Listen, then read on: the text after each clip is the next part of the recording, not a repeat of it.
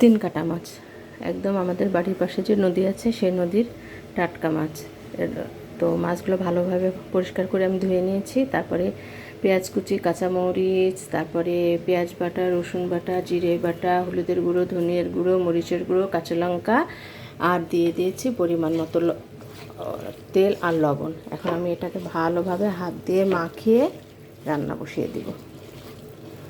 তিন কাটা মাছ কিন্তু খুবই সুস্বাদু মাছ আর একদম নদীর টাটকা মাছ। আমার ছোট ভাই কাজল ও আমাদের তিন ভাই বোনের জন্য নিয়ে এসেছে।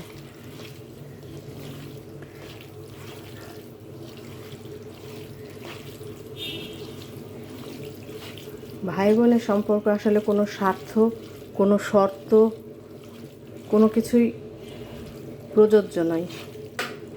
অবশ্য সব ভাই বোন একরকম না। আমরা ভাই বোনরা মাশাআল্লাহ কোনো স্বার্থ শর্ত ছাড়াই আমাদের সম্পর্ক অনেক অনেক ভালো, আলহামদুলিল্লাহ।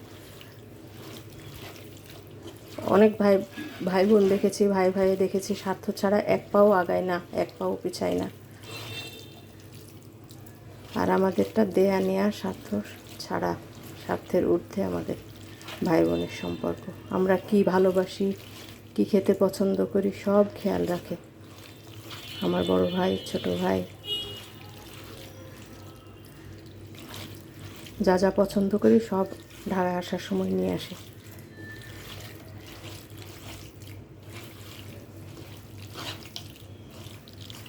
আমার ভাইয়েরা ভালো থাকুক, সুস্থ থাকুক, সব সময় ওদের জন্য দোয়া করি। তো আমার মাছটা সুন্দরভাবে মাখানো হয়ে গেল। এখন হাত ধোয়া পানিটা দিয়ে আমি মাছটা বসিয়ে দিব।